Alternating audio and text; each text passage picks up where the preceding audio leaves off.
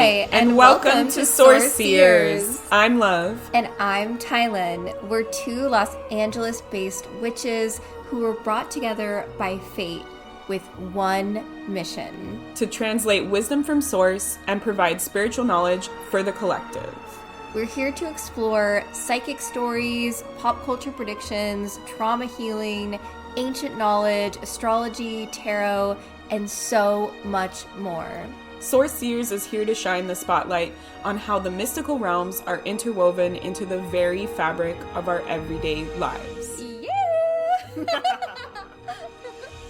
Hi, everyone. We were recording and then the audio was not recording, so we restarted. Okay, so we are talking about Aubrey Marcus today. He is, I guess, well known in the spiritual community, but new to me. Yes, if you're like in the spiritual community on TikTok, we've just been seeing like a lot of people posting videos about his most recent podcast episode.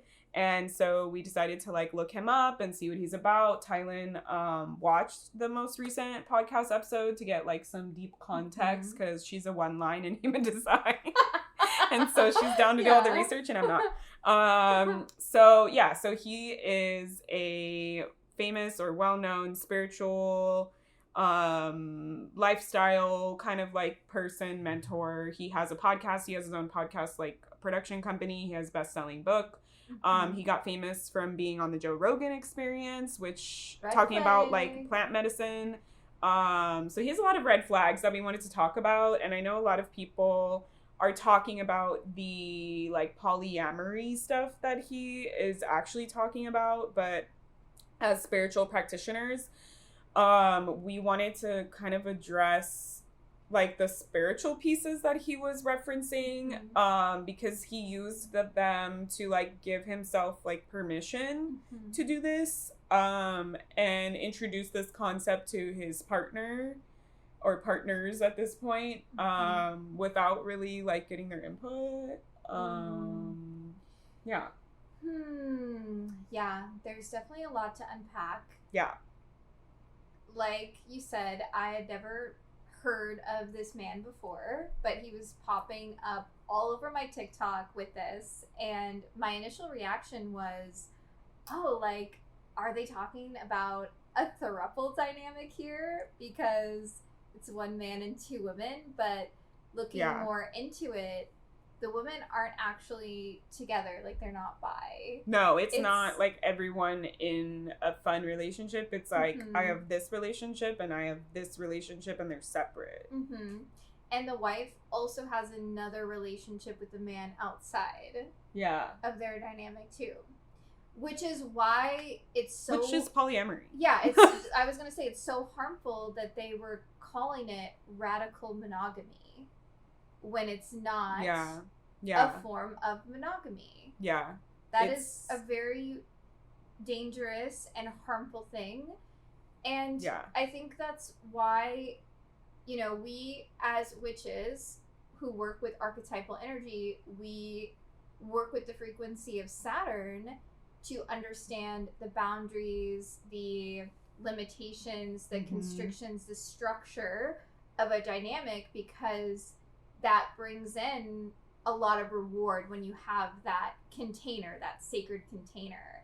And so calling something what it's not is extremely dangerous. And I think there's nothing wrong with polyamory, right? Like, I'm actually happy that more of these conversations are being brought into the collective, but it is important to do it in a way that is in integrity. Yeah. I think there's a lot of misconceptions, like the guy that was talking about the polyamory, that if you've seen those TikTok clips that people are like cutting from the podcast, like he mentions that polyamory is like floating in and out with like different random partners, and that can be one way to be polyamorous, but it is not the only way. Just like there's no one way to be in a monogamous relationship. There's people who don't have, you know, sexual relations. There's people who have like a sugar daddy situation. There's people who get married. There's people who don't want to get married. Like, there's all different types of monogamy. And so there's all different types of polyamory. And I think that I don't know, maybe he just has like some weird stigma around it. And that's why he wanted to call it something else. Or he just wanted to like create something new to like give himself permission to do this thing. It's not new. This has been done since well, I mean, like the radical monogamy term is like he's like introducing this new concept, so that gives him authority to like speak on it however he wants and to define it however he wants, because he's claiming it came from like a psychic, like higher level being, aka Isis. He claims in the podcast that Isis like channeled through him and told him to do this, which doesn't seem like the goddess Isis at all. It was definitely raising concern for me, especially the way that he described how it occurred, where he heard the message and he said something like his heart felt like it sunk to his stomach. Yeah. And he had this quality of fuck, you know, and like feeling a resistance to that message, which for me as a listener felt like that was coming not from a deity or another energy, but from his egoic consciousness. Yeah. Because true intuitive guidance, true intuitive wisdom will never make your soul feel that way. Like your stomach, your heart is sinking into your stomach. Yeah. And is causing all of this fear and anxiety. Intuition does not speak to us that way. And that is why it is absolutely crucial to have discernment. And I'm not sure if the overuse of the plant medicine, and maybe that's something else that we can discuss within this, because there's a lot to unpack there, is distorting the actual true message. Because if that's something he wants to do and that's coming from his own truth and sovereignty, fuck yeah, go for it, right? Like, live your life to its fullest, but don't claim that it's from a deity or a goddess or a higher power, and then speak about your intuition in that way, because I just feel like that's harmful as someone in a position of a spiritual authority, in a position of a spiritual guide, for the collective to discuss intuition in that way. Yeah, I think that like that was a big red flag when I saw him claiming that he was speaking to Isis or channeling Isis, and then he said she didn't reveal herself or say who she was. I just like had a sense of knowing of who she was. And while that is a psychic ability called claircognizance, to just know things, when we're working with deities, we have to really make sure that we're vetting our sources, because there are trickster energies or deities even that will come in and claim to be one thing, and then they're like, you know, something else for some other agenda or something like that, you know, like it's very interesting. I've seen it actually as a psychic and a professional. Like I channel, I do this work for a living. I'm full-time. I've done this for years. And I've seen even in my own stuff, like energies try and come in a client's reading, and I have to use my discernment to be like, what is this? And they say when you're working with deities, you should always, always, always like ask them questions, make sure that they know who they say that they are. Like they will be able to answer questions about their lore. They will be able to answer questions about like what they rule over, what they're known for, what pantheon they're, like all these different things. And if you don't already automatically like work with this deity like all of the time, and you have like a devotional practice that you really are solid in knowing this, like it's definitely a risk to not make sure that the energy that you think that it is real or not. Like I feel like it was giving, hey y'all, how come I'm not seeing any of these comments? Like what the heck? Oh, there they are. Hi, hello. Please feel free to comment. But yeah, I feel like it was giving, like, I'm just trying to give my ego permission to do this thing. Mm-hmm. Like, it wasn't feeling, like you're saying, the discernment, mm-hmm. the rootedness, the truth. It was just kind of like, I felt this thing and I wanted this thing. And so, like, like, our brain is powerful, right? Like, I've seen MTV True Life when I was a kid where this woman wanted to be pregnant so bad that she started to develop all of the symptoms of pregnancy, including having a growing stomach without a child birth, like, gestating inside of her. So it's like, we know that our brain is powerful, and if we don't question our ego and spiritual work, we get into, you know, stuff like this where it's like, okay, like, you're just enabling yourself, and you're just saying yes to yourself. You're yes-anding yourself to get to the response that you want. Well, real intuition is honestly a devotion. It's a discipline to continue to show up and have a practice that, again, is integrated in true rooted sovereignty and authenticity. Mm-hmm. And it just is very concerning to me as someone who is also a guide in the spiritual realms to see that being reflected back in a bigger way in the collective. Yeah. Because now there is a question of, okay, well, how can we cultivate discernment? Yeah. How can we trust our intuition? How do we trust the deities, the guides, the energies that we are meant to work with? Mm-hmm. And then how do we know where the information is coming from? Yeah. Which, to be honest, all of these questions are answered throughout, again, a discipline, a devotion to your craft. A process, taking a ritual, a routine, a knowing. Yeah. Yes. Yeah.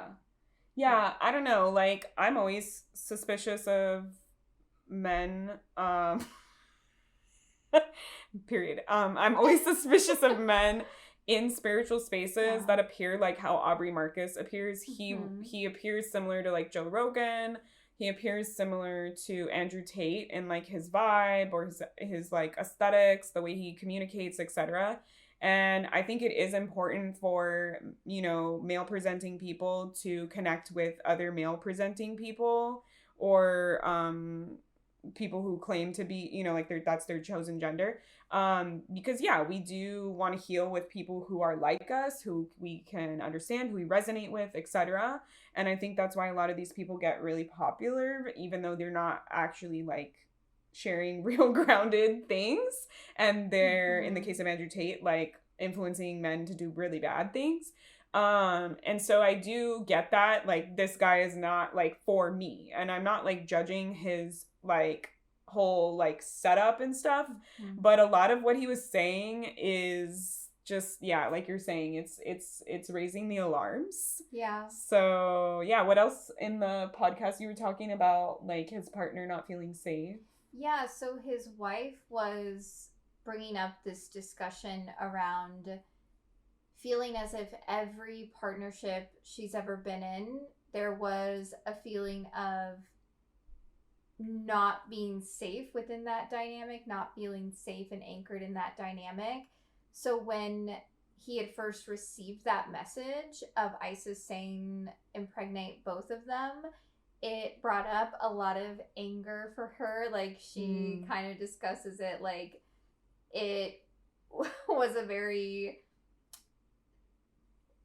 experience for her that, like, brought a lot of, like, the tears and the rage. And I think that is definitely something to unpack, because if we are entering into, whether it is a monogamous relationship, a radical monogamous relationship, a polyamorous relationship, it is important to cultivate the safety, which is why I was bringing in that archetypal energy of Saturn to set the aligned and true container for whatever that dynamic is actually meant to be, so that all parties involved know exactly what is occurring and what is happening. And I feel like when I was listening to her, it felt like she was in a shock state. Like, her nervous system was rattled.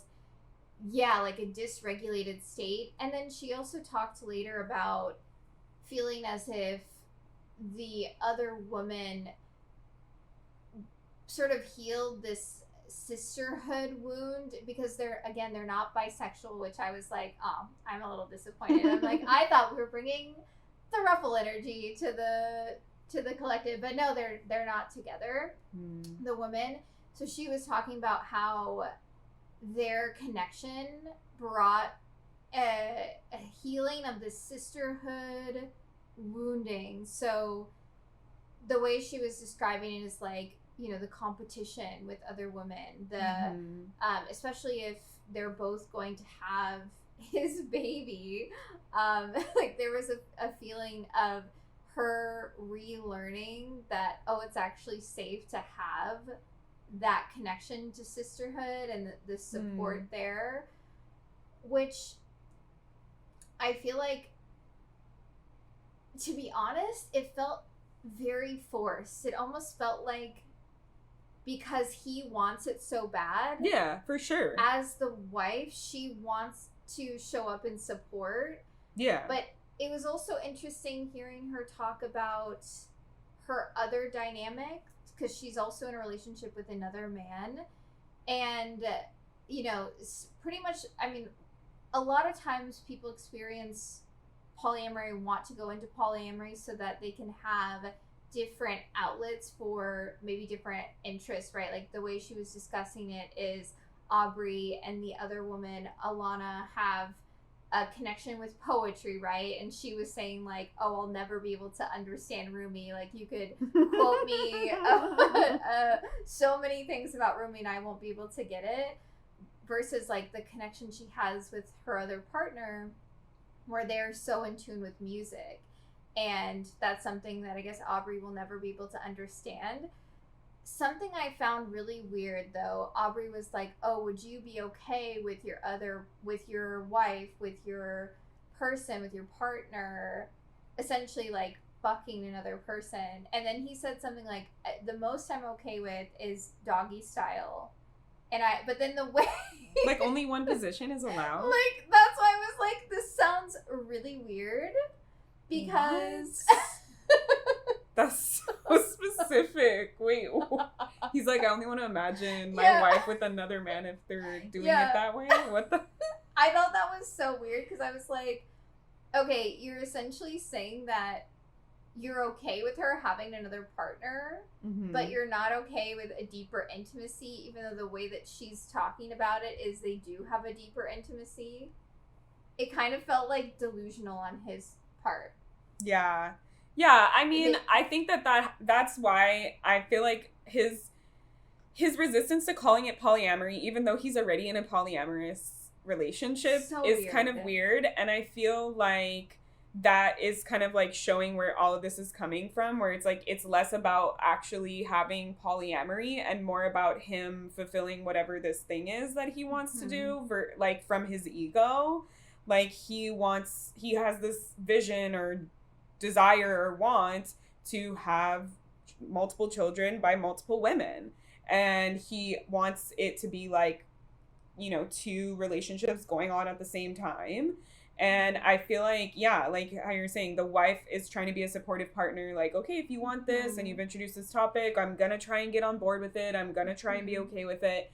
And that's why, you know, above all else, in any relationship, like both of the people have to be consensually okay with this, and give consent to be okay with this. And I feel like that's kind of where that was lacking, was like, it's what his rules are and what he wants. And then the other people like involved are trying to like find their okayness with it, to find their path through that they can get on board with. And that's not a solid space to like start from, you know, like especially if your goal is to have like a permanent child. Like you have a child, you are now linked together permanently for the rest of your life in some way, shape, or form. And so like that's a big decision not to be taken lightly, to just say like, oh, I just really want to see this happen. It's just kind of weird. Like I wonder what the point of them making a whole podcast episode about it was, if they already have a polyamorous relationship. Like if his wife is already in another relationship with someone, then like what's this about? Also, to your point of like the polyamory, like how like you're with this person for this thing and you're with this person for this thing. I've seen that like in college. I took a psychology of sex and gender class, and we got to interview polyamorous couples together. Like in front of the whole class, they like volunteered to share their lifestyles, and there's various different types of polyamorous relationships, and one of them was a married couple with a long-term live-in boyfriend, so it was a throuple, but I guess not really a throuple, but like the two men were separate, and then they just both like worked with the woman, and it was similar like that. Like she was like, oh, I have things that I do with this guy, and I have things that I do with this guy, and that's kind of like the vibe. I also just want to play devil's advocate here. Your partner doesn't need to be all of the things for you. Like, that's codependency. That's unhealthy to expect your partner to do all the things for you and to get all of the things for you. And I think that polyamory can be one outlet for that, like if that's something you really crave or you're just like you're into polyamory. But also like friends can be into poetry with you and vibe over your poetry. Like my partner really likes like the show Top Gear. Like I've seen it, it's nothing crazy. Like him and his friend talk about it, you know, like he likes riding bikes, him and his friend ride bikes. Like I don't need to ride the bikes with him, I don't need to watch all the shows with him, I don't need to like, he loves records, I could care less, I'll listen to it any format. You know, like I don't know, I just feel like it's kind of weird. I feel like it gets weird when it feels isolating, where it's like, oh, I can't like connect with my partner because like we don't have shared interests or something like that, and like I'm stuck here, like I don't have an outlet for this. And it feels like he's like looking for the outlet just through other people. I don't know. I also feel like what you said about the codependency piece feels like that is a through line for just the way that Aubrey is operating with Philana, his wife. Like there is some level of that codependency happening because she just wants, the feeling that I was receiving watching her, it made my stomach hurt a little bit. Like I just felt a little like yeah, because it's not her idea. She's just trying to like find her way in it. Yeah. And then also attempting to create the feeling of safety with another man. Yeah. So that she has that support there. So it just feels like there is that through line of the codependency wanting to make it work for what he wants. But you're right. Like, not everyone is meant to be everything for you. Yeah. Like, and that's not why we love people. Like, that's not where like the root. There's some couples that have like zero shit in common and they totally vibe. Yeah. Like they're like, I don't need you to be these things. I have my thing to do. I like my alone time. I like my thing away from you. Exactly. Yeah. I'm curious your thoughts on like the psychedelic stuff.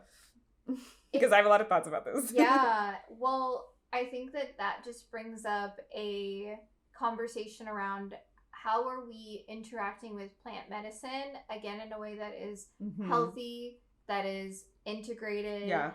And the way they describe it in the podcast is Aubrey and Vailana do a ceremony for Alana, their new partner. And when we're working with substances, they quite literally alter our state of consciousness. Yeah, like that for is sure. What they're meant to do. And so it did feel like that ceremony was it sounded like the catalyst for what is now their dynamic. So there's that piece. It kind of started with perhaps maybe some of the distortions that can come through a ceremony. Yeah, because when you do psychedelics, like, you can connect to psychic stuff and get psychic information because it opens up the part of your brain that like blocks it out or thinks that you can't. But also we are deeply connecting with ourselves and our truth and what we want, and that like all being mangled together in like a hallucination or something can be sometimes a little bit difficult to parse out and understand if you which is what I think you're getting to. Yeah. If you don't have like a ritual or a routine or a grounded practitioner or an intention is really the most important thing, right? Like, not just like the psychedelics that the spiritual community like has kind of the new age spiritual community has co-opted is like really revolutionary when ancient cultures have been using these for like millennia. Yes. But like when you think about just regular, when people are like, oh, I had like a bad mushroom trip or something, right? Like it's the same energy. Like, what was the intention that you had going into this? And that's what sets the tone for how you experience it, right? So like if your intention when you're like, oh, I had a bad mushroom trip, like if you were just like arguing with your mom and then you get off the phone and then your friend's like, you ready to take these mushrooms? Like, of course you're gonna have like a spicy trip because your energy that you went into it was just like arguing or something, right? And that's what they say, like if you're not in a good place, don't do these things. And that's why when you do psychedelics properly, like you prepare your body, you prepare your mind, you prepare your energy for sometimes weeks before, traditionally. Yeah, that's why watching it, I just had this question of how often does this man sit in ceremony? Because it sounded like it was quite frequent. Yeah, I mean, he's been doing it since 2011. Yeah. Or at least openly sharing about it since 2011. Yeah, it sounded like it was, in a way, even a dependency to the substances in the ceremony. So that's also something to be aware of. And when you have that intention, then it does create a sacredness because you're not overusing the substance. Yeah. So...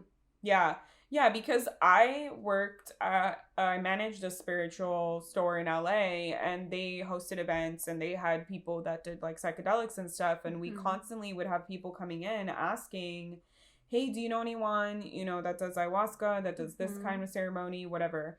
And a lot of the time, the people that were curious about it, that would ask about it, it felt like they were just trying to like skip the line.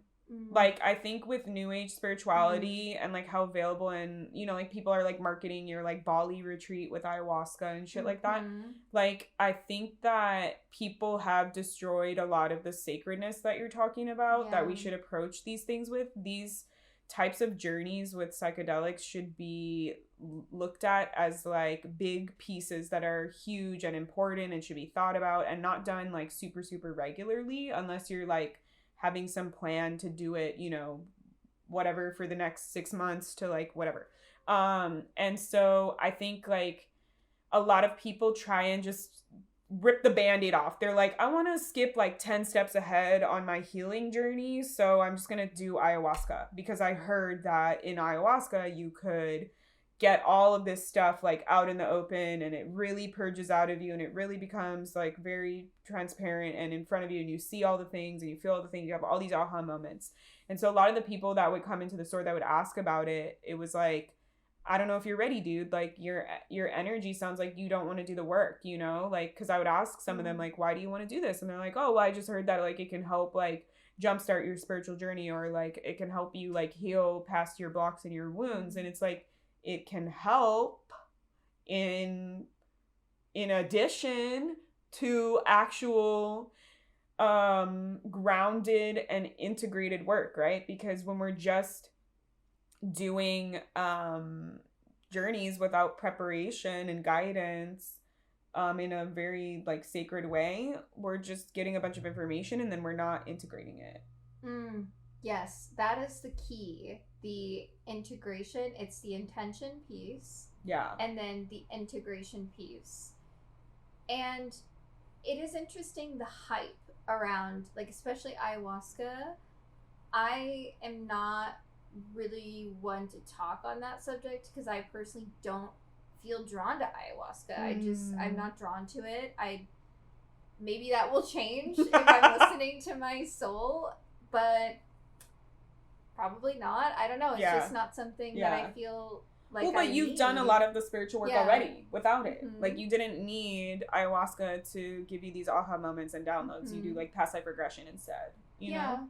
also. Yeah. I think, like, it can be really useful and helpful for people, but, like, Mm-hmm. I even have I do holistic therapy, and I have a client who did, like, a mushroom journey, and he got all these aha moments, but, like, that was months ago, and we're still unpacking in the therapy together the things that he experienced, and he's still making sense of those things when we do the therapy work together, when we talk about the issues that he has, that he's now more aware of because of his journey, but it's not like solving all of his issues, you know? So I've had a lot of people like talk about journeys, and like he's still trying to find the context of these things, my client. And so like I think like for him to do this journey and then to be like, this is what came out of it, like this is what I'm gonna do, you know, like it takes time to understand, like, why did that come up? Where did that come from? What does it mean? Like, that's the discernment just piece. because I saw it, like, do I want to do it, you know? And maybe he like really does want to do it. Maybe he does really want to, like, that's where I feel like he does want to, but it's coming from an egoic place within him, not from true spiritual guidance. That's my main red flag with him, to be honest. Like, just off the cuff, I'm really good at reading people's energy just by looking at them. And I feel like the reason why he gave me the red flag ick vibe that a lot of men in spiritual spaces have is men have a very unique placement in our society where they are empowered and emboldened to trust in themselves and to never question themselves, to always give themselves permission, and other people around in the world always give them permission, because we exist in a patriarchal society. So the experience of being a man is very different. And I find that a lot of men in spiritual spaces, what they understand is to trust yourself and to trust your power. Oh yeah, Stephanie. There's this spiritual man named Aubrey Marcus who came out with a podcast episode that has been going viral on TikTok that we're discussing. He basically is reintroducing the idea of polyamory as radical monogamy, and saying that in a psychedelic trip, he's got a vision from Isis that he should impregnate 2 women at the same time. And so yeah, we're discussing all of that. But basically I feel like a lot of men in spiritual spaces, they, because of our society and how it's set up, have had less stuff to deal with, less trauma, less wounds, and they have already an inherent piece of like understanding and knowing their power. And that's really what a lot of men provide for as spiritual practitioners, is showing other people, whether it's other men or other women or whoever, how to stand in their power and how to trust themselves and how to validate themselves and give themselves permission, which is very needed in our society, because they often take on this archetypal like divine masculine piece, which like divine masculine gives us like the permission to do these things a lot of the time. But I feel like because of their unique placement in society, if they haven't gone through something that like teaches them how to question their ego or to use discernment, then they're often just like just whatever thoughts they have here in their ego and in their brain, they just share it. And that's where you get people like Andrew Tate that are like so confident and so authoritative, but so harmful and perpetuating these harmful ideologies. And I think it's just like something to just touch on and acknowledge that like he is a man existing in a patriarchal society. So this is like way easier for him to do and to validate for himself than say a female or a woman identifying person. Yeah, because he says he pretty much refuses to have any kind of relationship where there is deception. So he's pretty much saying like, I can't be in just a monogamous one-on-one dynamic because I will eventually cheat on you. Like that's kind of how I heard it. Yeah. I heard it. Yeah, I think a lot of men, they learn certain things and then they use that to their advantage. Like, I will not live in deception. The amount of readings I've done for women that like talk about men like this, that are like, I'm just going to be honest with you straight from the gate. Like, I don't want to be in a monogamous relationship. Are you okay with that? And then like the woman is like, I have to like convince myself and like see if I'm okay with that and try it out, even though it's not something I really want. And like, okay, I guess I'll try, you know? So I think like I think the ego piece came through very strong psychically for me. And I think if you're going to be a teacher or a practitioner, being able to question your ego is very needed. And again, a lot of men in our patriarchal society never learn that skill because the patriarchy just enables men. They yes and they let them do whatever it is that they want, and they never, like, you know, like any experience, like think about if you're dating a man, like what is the most common thing that we see? It's like you decide you're not into this man. What happens? You lie. You say, oh, I'm with someone else, or like, oh, you know, I'm so sorry, like, thank you, I can't date you, I'm married. Like we say all of these lies to placate men's ego instead of just saying like, I don't like you, I don't want to be with you, you're not interesting. Venus, so I would probably just say it I don't placate men. I don't 100%, and I never will.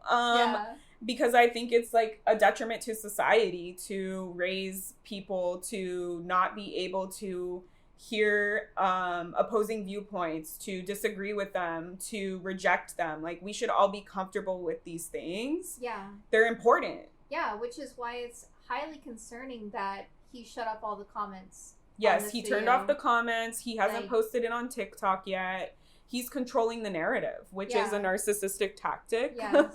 And it's like, if you're going to have a public podcast and present this information, take the heat. Publicly, like, allow people to jump in on the conversation, because what else are you doing? You're just an echo chamber. You're just a dictator. You just want people to listen to you and not say anything.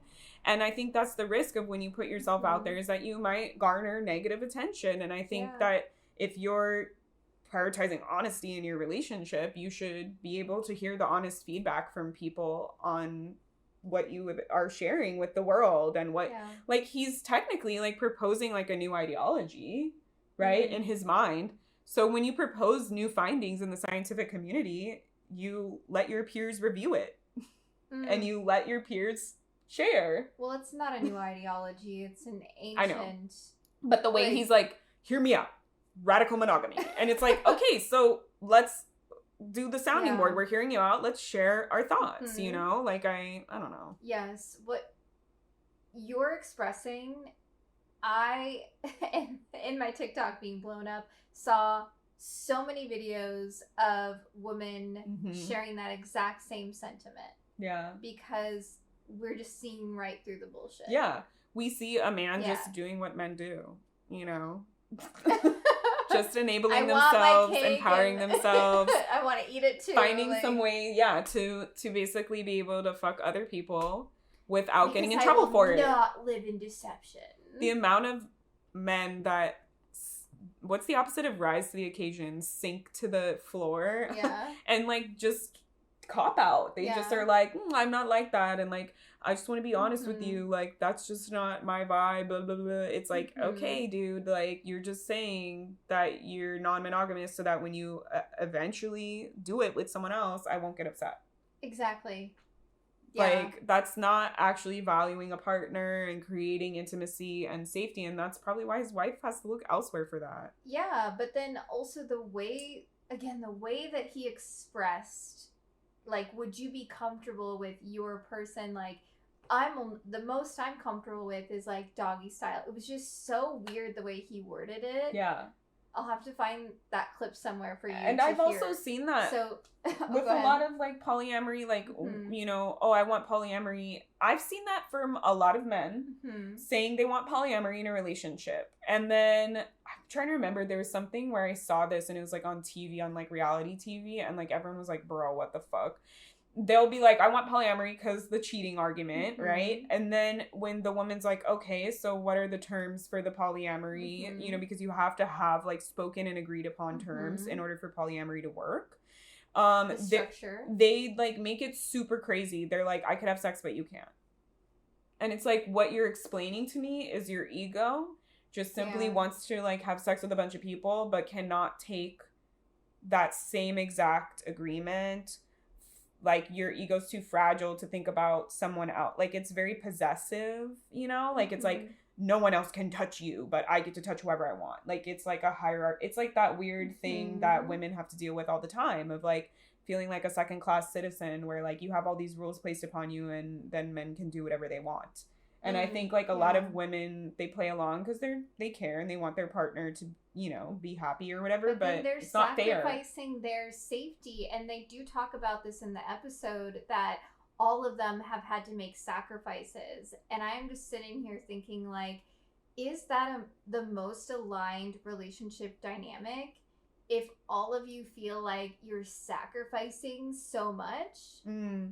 Yeah, like, because relationships do take work, and like, contrary to popular belief, polyamory takes more work. The more people, the more work to have a successful relationship. It's not just people just like willy-nilly like having sex. But it was the way they were talking about it. Like, the way that they were expressing the sacrifice piece also brought up red flags for me. Yeah. Because it's what you're saying with the work, that Saturnian quality. Yeah.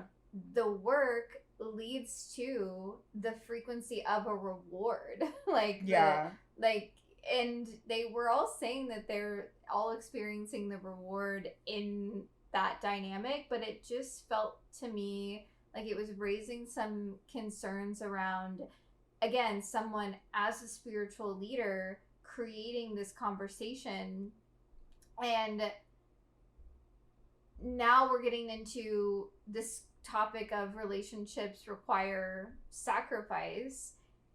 It's like, how much of that sacrifice is in true alignment with like all of their souls and the path of their souls versus like what are they forcing? Yeah, because that's how it felt listening. Like, it felt like there was a lot of force and pressure, especially from his part. Yeah. Well, that's also a societal norm in relationship dynamics. The woman has been taught to sacrifice over and over and over again. Like, lots of women settle. Lots of women, you know, the bar is just so low for men that like women are like, well, at least he doesn't beat the shit out of me. And it's like, that's the bar? That he doesn't beat you? Like, that's what makes him a good man? Like, that's just basic human compassion and decency. Like, that's not partnership, you know?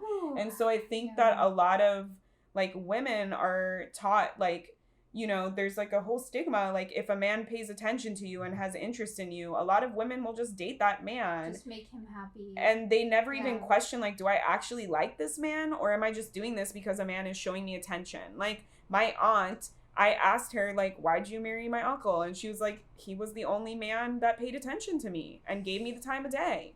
And their relationship is not the healthiest relationship, and they've been together for like over 30 years, right? So I think it's just like a societal norm that is changing, right? Like, we are seeing a lot more women, God bless y'all, standing up for themselves and saying this is non-negotiable and I'm not going to put up with this type of treatment, which is what we need to shift in the collective. But I think that that's a very common norm, that women have to sacrifice more than men in relationships just because of how they're raised. They're taught to do that. Women are taught to be in service to other people, right? Like, think about like toys when you're a little girl. It's like doll. It's like kitchen. It's house. Like, they're learning to like take care of others and put their needs first. What is toys for boys? G.I. Joe, like Hot Wheels, like Transformers. Nothing to have to do with them taking care of another person or learning how to run a household at all. It's just about what they're interested in. And so I think like that norm, just because of like, just think about how society was historically. Like, women couldn't get a credit card till like the 1970s or 80s, right? Like, women couldn't vote. Women couldn't, you know, go to the doctor and get a hysterectomy without their husband signing off, right? Like, so there's so much that recently, women have just, that's the norm in the society that we've all created and agreed to. And so it makes sense why the women were saying like, I'm like, you're feeling like they're sacrificing more than he is. And it's also his idea. So like, he's going to be into it and it's not their idea. Yeah. Yeah. That is an interesting point though, the societal norm and standard of the woman caretaking, nurturing, because then we are thinking about how can we nurture this relationship, and that might not be how the man is approaching. No, they're generally not thinking about it that way. Yeah, because it's very obvious that it is him getting his needs met. Yeah. And it's almost like she's like, oh, like, well, now I can heal the sisterhood wound. And she also was talking about, his wife was talking about how it's doing this relationship dynamic is a deeper path from God, like her soul path. And it just felt like she was trying to convince herself. Yeah, she's probably trying to find, like, reason to buy in. Mm-hmm. Yeah, for sure. Because it's like any idea, like, you know, if my partner was like, I want to move to Italy tomorrow, that's his idea. I'm going to have to ponder it. I'm going to have to think, do I want this? Is it something I'm interested in? Like, any idea is going to be like that in a relationship. But generally, like, you negotiate and you talk about it together and you decide, like, is this something that we want together? Right? Like, I wanted to have a polyamorous relationship when I first started dating my partner, and we've been together for 11 years. And he was like, what episode on Source? We're currently recording this episode on Source Seers, but this Aubrey Marcus guy, Stephanie, he has, it's Aubrey Marcus's podcast. So if you look him up, it's the most recent episode that's like, it says polyamory in the title. There's so many TikToks. There's a lot of TikToks, type in Aubrey Marcus controversy, you'll see so many TikToks, and a lot of them are spiritual women, you know? Yeah, it's like, mostly women being like, what the F is this? Yeah. Like, why is this happening? Like, no goddess would ever tell you this. Like, yeah. And so it's like, I wanted to have a polyamorous relationship. I brought it up to my partner, and he was like, that's not something that I've ever thought about that I've wanted, but if you want this, I'm going to try and, you know, be here for you. And so, again, similar, like, kind of reverse roles in the situation. And we tried it out, and I just saw him, like, suffering. And I just saw him going through it. And I was like, I don't want this more than I want my relationship with my partner. I value that way more than the potential of other people that I don't even know yet, right? So I think, it is important in relationships to think about, like, how is this affecting everyone, and how does this affect the dynamic, and is this healthy, and is this what we all want? Yeah. Do you feel like a part of you is maybe missing something because you're not having access to that? Or do you feel like the, like, love that you built, because it is so strong, the bond that you have, is more worth it than leaving this part of yourself? Yeah. I think, like, I was, we met in college, so, and I have a Gemini Venus. So, I just was thinking, like, I'm young, I haven't had a lot of partners, I want to be able to experience other people, but I've found this relationship that's really cool. Yeah. And I don't want to leave that behind. And so is there a way that I can have both of those? And I think that it took me a minute, actually. It took me a couple years, because I just had this feeling of, like, I'm missing out and I'm not getting, you know, the fulfillment or the opportunity or the experiences that I want to have. And as I started to, like, grow and mature, I realized, like, number one, if I'm honest with myself, I, like, wouldn't be putting myself out there as much if I was single. Like, I wouldn't even go near a man. Like, I'd be fine being single also. Yeah. And, I mean, I'd probably, like, end up with a woman, but, you know. Yeah.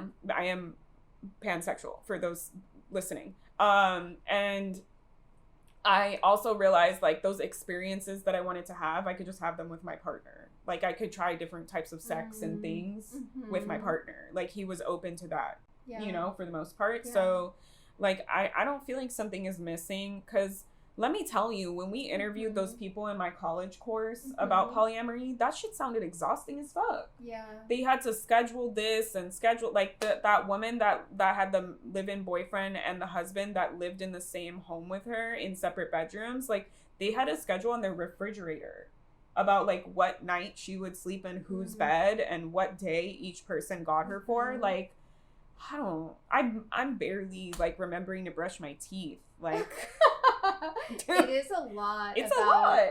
Yes. Healthy communication. Yeah. And, like, we were both, my partner and I were still just learning how to communicate with each other. So, like, to add some other people into that, I don't know. It didn't feel right because he wasn't into it. you know, like it just felt wrong because it was like, it felt like I was like cheating on him, you know, because I knew that it wasn't something where he was like, I'm not gonna go out and date other people. He was like, I'm fine with just you, but I don't want to, like, you can date other people, but I'm not going to. So it's like, that's one-sided, you know. Yes, like it didn't feel equal, it didn't feel fair. Yeah. And that's really important in relationship dynamics for all of the parties involved to feel like there is this through line of the fairness and the trust piece, like to be able to have that level of honesty and trust. And yeah, it's really beautiful that you were able to be like, you know what, this doesn't make you feel safe, which is why it's raising a concern listening to this episode. Yeah, because the partner doesn't seem safe. Exactly. Yeah. It seems like she's like trying to convince herself that she wants this or that she's okay with this in some way, shape, or form. I don't know. Yeah. So we'll see how all of this pans out. Yeah, what are your predictions? Well, I hope that they are able to listen to all of the feedback that's kind of being put their way from this and be able to come back with, I feel like, especially as a spiritual guide, for him to be able to come back with honesty in I love that, Stephanie. Yeah. They're married, dude. So him and Vailana are married, and their other partner, Alana, is who they're bringing in for him to impregnate both of them. But I do feel like it would be helpful if he came back with divorce. Yes, divorce does exist. I don't know. I think this woman is pretty far in there. That's what I'm saying. So I feel like he needs, I guess, as a spiritual leader, because he is putting all this up on a platform, he really does need to address what the collective is reflecting back to him around discernment, truth, especially with the plant medicine, and like calling it what it is. It's polyamory. It's not a different way that you're doing it. Yeah. I think, I don't know, like, I do think if you have a huge platform and you are, like, a spiritual, like, some kind of teacher in any kind of way, like, and you're putting your stuff out on a public platform, you should be, like, prepared to receive feedback and prepared to receive comments, especially because the way he kind of, like, put that podcast out was like, hear me out, I'm introducing this new idea or this new it was like, he was like, it's not monogamy, it's not polyamory, it's something else, right? Like, that's the way he was, like, selling it, was like, this is a psychic download that I received that is, like, new and radical to me and, like, wow, like, life altering. And so he should be listening to the people that support him and pay him money or make him money. And when they're, like, having feedback, and, like, to turn off the comments, probably because he was receiving a lot of, like, negative comments from, I'm assuming, other women saying to divorce. It's, I don't know, I feel like that again leads back to the point of the ego that we were talking about. Like, you have to have, like I said, you have to be okay with rejection, you have to be okay with getting it wrong, with not having all the answers as a teacher and as someone who's in a public eye and in the platform, and you have to be okay with admitting when you're wrong and taking up space in a grounded way. And that includes, like, holding space for others so that they can share and that they can feel like they're part of the conversation, and hearing their feedback even if it's not what you're into and what you, like, believe in, because, like, you put it on a podcast, dude. Like, you put it on the internet. Let people be that's part free of shots, the conversation. But I do feel like it is important for the collective to be having these conversations around other relationship structures that are not just monogamy, because to me, monogamy feels very rooted in patriarchy, and what we were just talking about of, like, the as a young person, the little girls are, like, with our easy bake ovens and our dolls, and it does feel like it was something that they utilized to have like land spaces, like that.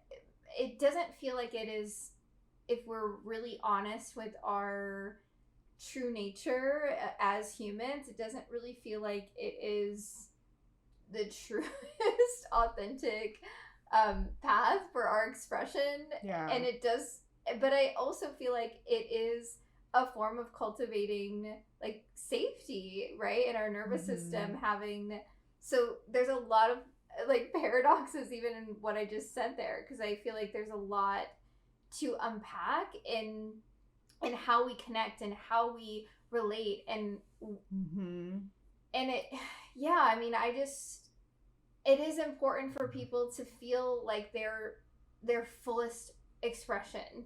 Like I think what you're talking about, it's like, it's just this whole podcast and issue is highlighting the larger issue of relationship dynamics in the modern world. And we're seeing through the sharing of his partners how women are often not given an equal seat at the table, and how they've been societally raised for generations to not feel like they have an equal seat at the table. And that's why, like you're saying, like, you don't think monogamy is the way. And I think the way that monogamy is set up, or it might not be the truth, but like... Yeah, it feels like, what I'm saying is that it feels like it's feeding into the system of patriarchy. Yes, that's what I'm saying. It might be the truth for some souls, but I think on a collective level, is it... Yeah, like what I was going to say is like the way that it is set up currently or historically is not a win-win for everyone in the relationship, right? Like they've done studies that I've read about that like men who are married tend to live longer. They have longer, happier lives, and they're healthier, right? Because they have a woman taking care of them and cooking for them, taking them to their doctor's appointments, yelling at them to make a doctor's appointment, whatever it is. And then on the flip side, women who are in long-term like marriages have higher levels of depression and anxiety and suicide and health problems. So it's like, even if you look at it just from like a scientific medical standpoint, a current standard heterosexual monogamous relationship is benefiting for the man and not benefiting for the woman, right? Yeah, they've done studies, exactly, Stephanie, that single women tend to be happier and live longer because they have less stress in their life. And I wonder what that stress is from. And this is why it's important to be able to question our egos, which our society doesn't really raise men to do. And that's why they get upset, like, when these conversations are brought up, because they're not practiced at receiving information that is negative, quote unquote, or bad, quote unquote, or isn't what they want to hear.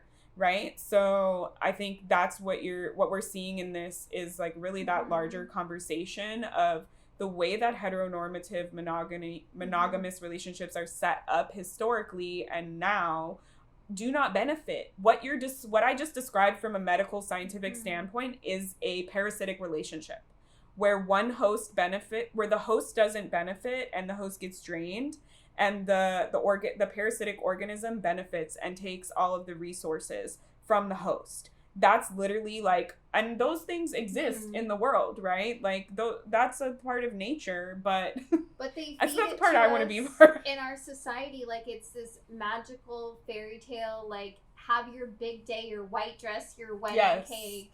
But you get to have your one day where you're a princess, and then after that, you're Cinderella. The clock strikes midnight and you are back into a pumpkin. Oh.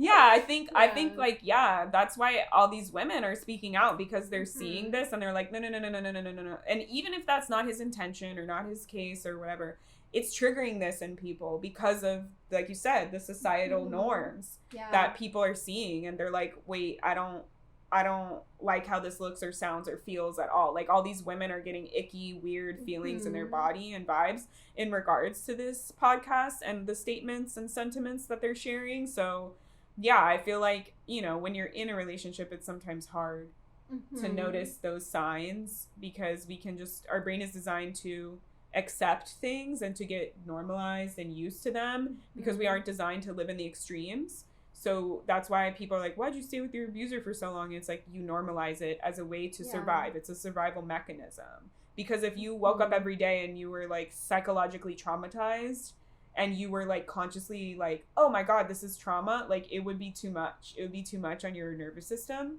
So you find ways to like normalize the behavior so that you don't have to like feel as triggered. But that's what I'm saying about monogamy being this like normalized thing in our society, when it really was rooted in patriarchal energy. Yeah, for sure. It definitely is. Yeah.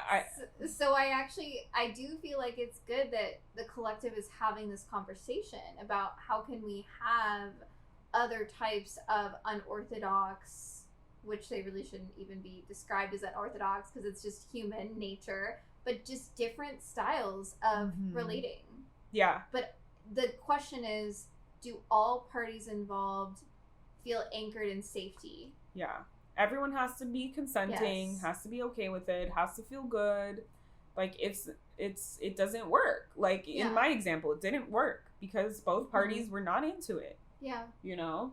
Yeah. And so I do think that it's like something, it's touching on this larger issue, right? Like if you just look at the history of like how women have been societally, like you don't have a job, you don't have, they make a woman dependent on a man, they tie her freedom, her identity, her body to ownership, right? That's why we have like marriages, and that's why divorces were demonized, because it keeps you there. It's literally like locking you and chaining you there and saying like if you're unhappy you can't leave, instead of just being honest, like I'm not happy, like let's all prioritize our happiness, this is not working out.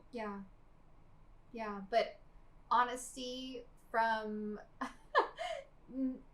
a place again of like true authenticity, not like, oh, I just don't want to live in deception, because I just feel like that's again operating from an egoic form of honesty. Did he share like in the psychedelic journey like what he saw and what he experienced? Like did he ask like, are you sure, or like how do I do this, or like anything like that?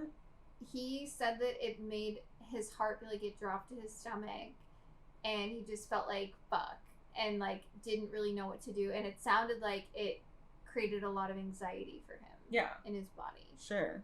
And then he decided that he wanted to do that after feeling all the anxiety? That's what I'm saying. Like your intuition will never give you messages in that form. That's just not the way that like real intuition operates. Yes, sometimes our intuition will ask us to do things that might scare us, right? Like the fear might be there, but there's a big difference between the feeling of your heart sinking to your stomach versus like your heart starting to beat of like, oh yes, I feel the heart pull towards this thing, even though there is a level of maybe fear that is present, but that fear is there for your soul's journey and this higher evolution of your soul. Because it's something like, for instance, teaching was a huge thing that I felt a lot of fear around, a lot of resistance to. And my guides kept saying like, it's time for you to step into your role as a teacher. Like I had a lot of fear and resistance towards that, but it didn't make my heart sink to my stomach. It made my heart beat a little bit more, and I felt that like pull.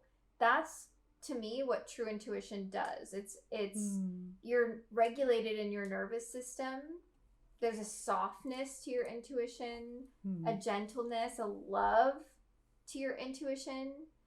I mean, everyone has a unique intuition, and so I don't want to judge like whatever his signs are, but for someone who claims to have done psychedelics often, I'd be curious to know like, is this something that he normally experiences as a yes sign for him? Does he normally experience this in his regular psychic work that isn't involved with psychedelics? Like, is this like a tell for him that he normally experiences, and that's what his yes sign is in his body? Because I do think chances are it's not that common that people experience it that way. I don't think that is the way intuition operates. Yes, we all have a different form of connecting with our intuition. Like, you might hear it. I don't really have clairaudience. I don't hear like things. when something is true, I get chills. Yeah. Which is still, like, a body response and still, like, tied to, like, vestigial stuff. But it doesn't give you a, like, fuck sensation. No. Well, was he saying, like, fuck as in, like, fuck yes? No, like, a fuck. Like, oh my gosh. Like, jaw-dropping. Maybe. Like, okay, so then it's, like, very egoic, where it's like, I saw that I'm supposed to do this, and then I was like, shit, I'm supposed to do this. I have to step into this. Mm-hmm. I mean, I don't know, like, yeah, that is a weird response to have, I feel. I don't feel like that's true, authentic intuition. Yeah. It's just not. Like, you're going to feel regulated in your nervous system when you have a continued practice with your intuition. I'm going to ask. Ooh, something just fell out. What are we going to ask? Oh, 2 things fell out. I was going to ask if he connected to ISIS. For real. No. The 4 of Cups and the 5 of Swords flew out. So for those who want to see it on the live and those who want to see it on the podcast, the 4 of Cups is like choosing what you're focusing on the wrong things for emotional fulfillment when their spirit is trying to send you an answer. Like, you can see like this cup that's like floating behind this guy that's meditating in my deck of cards. It's like spirit is like, here's this divine answer to what you're doing, but what's in front of him is these other 3 cups. Very interesting. And then the other card is the 5 of Swords, which is sort of like, I don't have a roadmap and I'm trying to figure out like what action to take and where I'm going. Which when we're asking about did he actually connect with ISIS, that's kind of indicating a no, in my opinion, that he was focusing on whatever he wanted to focus on as opposed to letting the spiritual information come in, and he was trying to find a path through to get wherever it is that he wants to go, which I guess in this case would be to be able to be in a relationship with these 2 women and have children with them simultaneously. Yeah. It feels like a distraction energy, like because I can see this card sometimes as sometimes we're not always trusting our intuition. So 4 of Cups is, it's interesting, it relates to the 3rd decan of Cancer, which is a decan ruled by the moon, and the moon is the natural ruler of Cancer.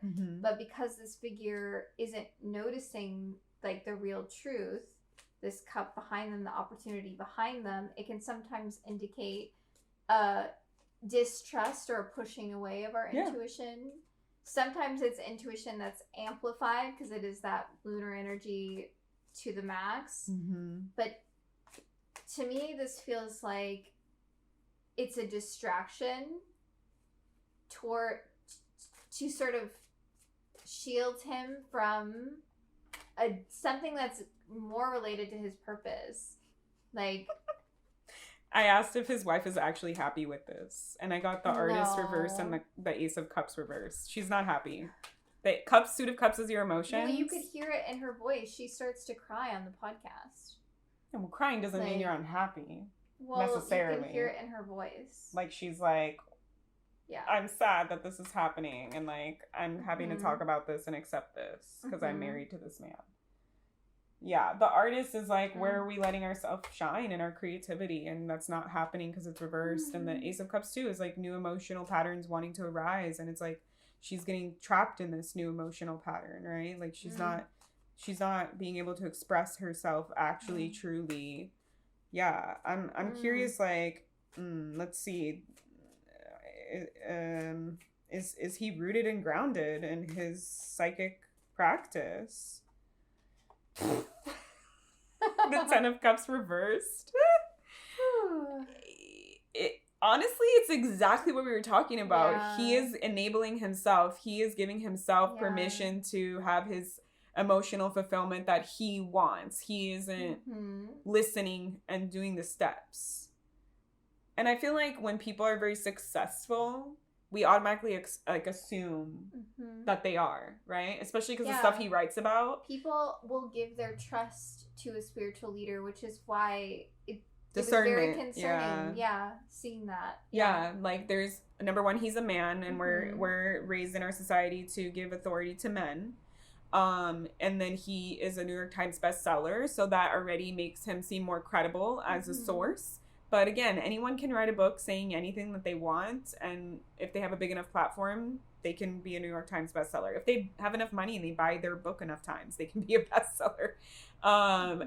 Yeah, it's definitely not like, it sucks that he has a really big platform and he is, I mean, I guess he was sort of being honest and inviting, you know, the wife and having the conversation on air and being like transparent about it, like how he said he likes honesty, but I wonder if he listens for the honesty in his partner.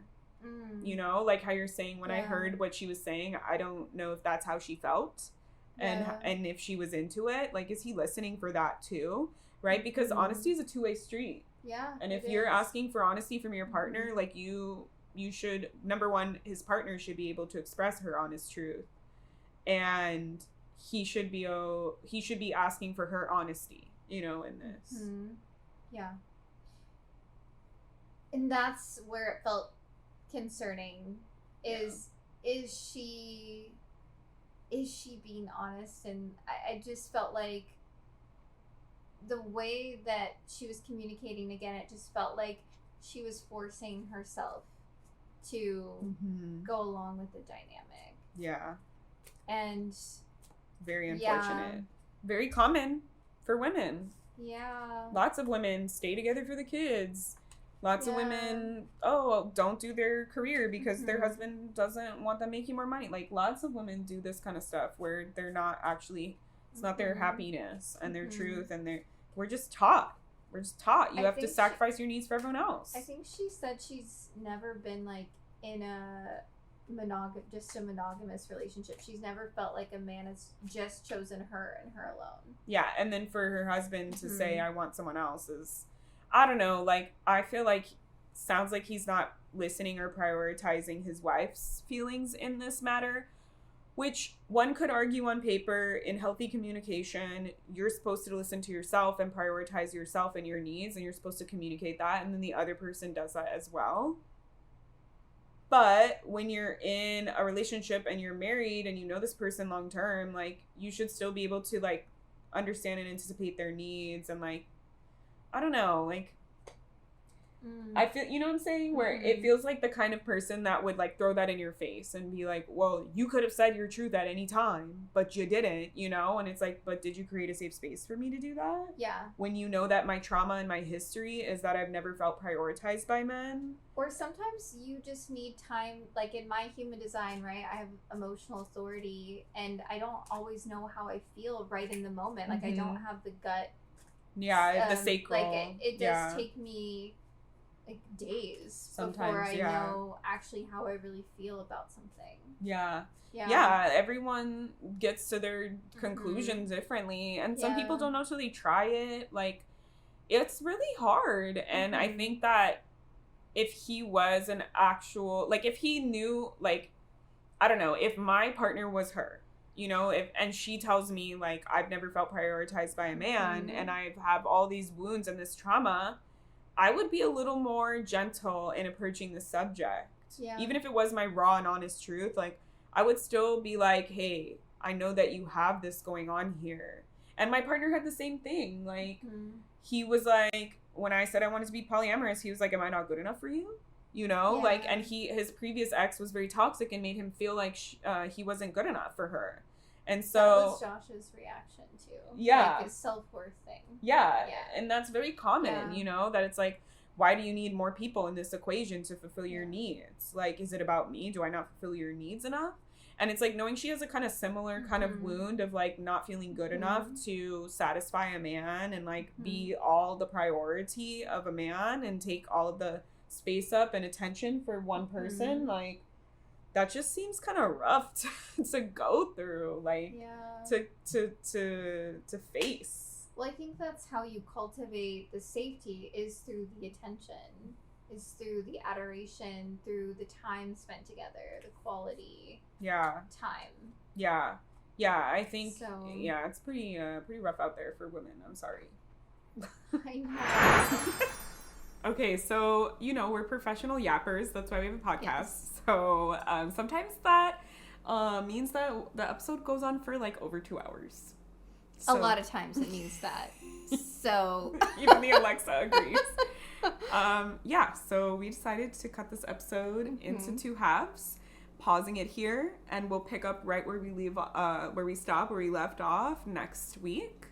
So come back and listen to the rest of the episode next week. Yes, and we always appreciate and love your support and continued listening and community. So again, if you enjoyed this episode, like, comment, subscribe, all the things, share, tell your friends, get involved. We love feedback too. We're not just here to tell you things, we're here to listen as well. And thanks until for next time. seeing into Source with us. Bye. Thanks for joining us for another episode of Source Seers. We can't wait to hear your take on all the magic we talked about. Follow Source Seers on IG and all other platforms to let us know your thoughts and get involved in our community. You can also follow Love at Love Sakratoff on all the platforms. And Tylen at Tylen McKenzie, or go to my website, templeradiance.com. We'd love it if you could leave us a review on Spotify, Google, or Apple Podcasts, and share Source Seers with anyone you feel might benefit from magical community right now. Hail Jupiter! Thanks for seeing into Source with us. Bye!